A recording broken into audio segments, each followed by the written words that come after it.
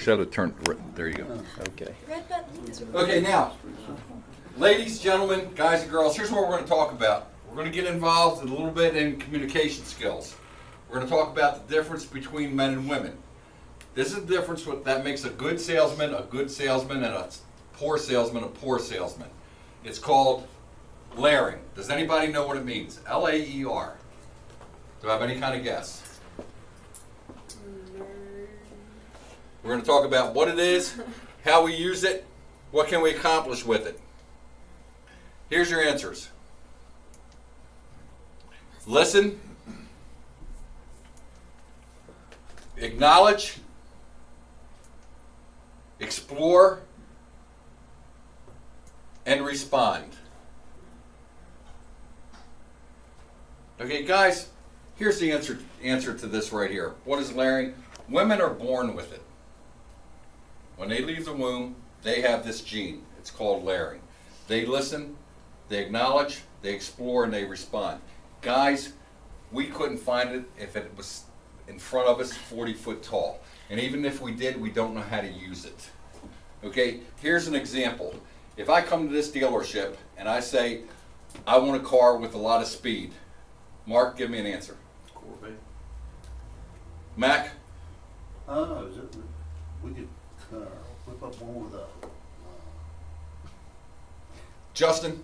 Camaro. Kyle? Chevy. Corvette. Okay, here's what went wrong with that. You didn't ask me what I meant by a lot of speed. How much horsepower would you like in a car? That's the wrong answer No. too. Here's the right answer. If you would have explored it a little bit, if you would have acknowledged what I said and explored, what did you mean by a lot of speed, Joe? Here's my mom, she's 72 years old.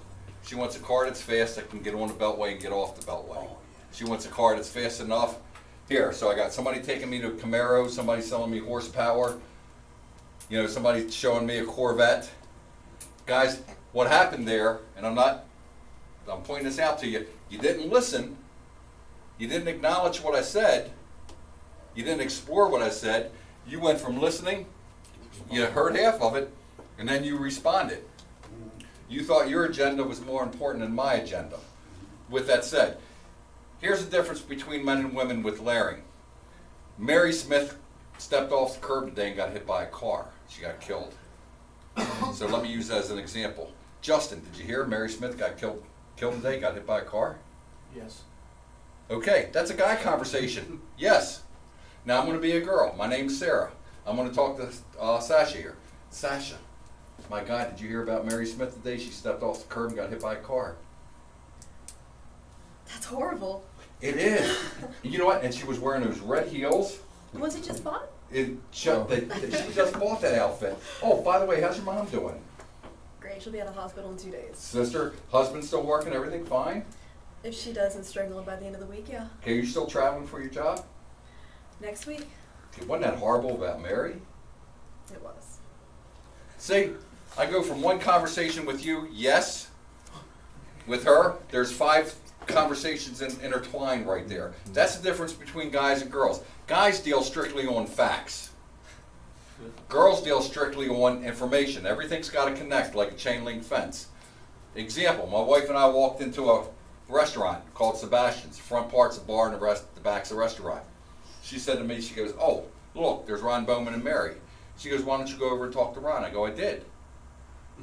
When? And she goes, how'd you do that? I said, hi. I went, and Ron said hi. I had a guy conversation. When Ron said hi, he said, everything's okay. You know, if I need to talk to you, I'll come over and talk to you. If he wants to talk to me, he'll come talk to me, or I'll go talk to him. Now, her conversation, she has to physically go talk to Mary, talk about the last 6 months worth of events, turn it into a 40-minute conversation, and then come back to the table. That's the difference between guys and girls. So when we're in a dealership setting, when that guy comes in, what's he looking for? He's looking for facts. What's the lady looking for? She's looking for information to make all the facts work. Everything's got to be laid out. Fair enough? Do not put our agendas ahead. When we're talking to a man, let's make sure. If he says, man, I'm looking for a big old truck, don't take him outside and show him a 1-ton truck. What do you need the truck for? What are you using the truck for? What are you towing? What kind of camper are you putting on it? What are you going to do with it? What's it going to do for you? Get all the information. Acknowledge what he says, explore it. When you respond, you act smarter, you look smarter, and the customer has more faith and value into you to make a decision with you. If you cut them off, you take my 72-year-old mom to show her Corvette, she's laughing at you. She's saying, Joe, we're out of here. These people don't know what they're doing. You never let me finish. Now, if you talk to her, she would tell you, I'm scared to death on the highway. I can't pass the big trucks. When I got to enter one, I'm afraid somebody's going to just run over me. When I'm trying to leave, I'm afraid somebody's going to just run up over the back of my car. I just want a car with a lot of speed. A lot of speed may be a Chevrolet Malibu with 235 horsepower. Fair enough? So all I'm saying, L.A.E.R. Listen, acknowledge, explore, then respond.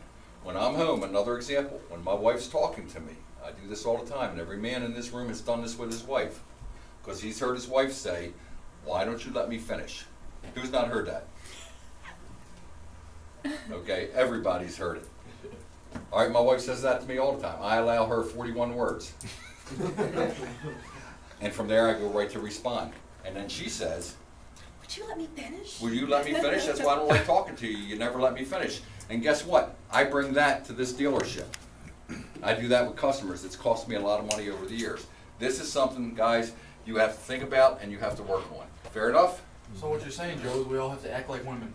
No, not act like women, but maybe we need to think a little bit like women when we're having a conversation and get the facts. If we have the right facts, we know what direction. We got a 5-acre lot. If we don't look and ask, we're walking a customer over 5 acres instead of maybe 30 yards to the right vehicle. All we do by not listening is make our job harder. If we listen, if we acknowledge, if we explore, we make our jobs a lot easier. And what does that do with the customer? It makes the customer have a lot of confidence in us and our ability. And that's, guys, based with integrity, and we commit ourselves to that customer, it's a win-win situation for everybody. That customer starts to become the first customer of many customers that he may bring you. So let's do it right. And for that, I thank you all.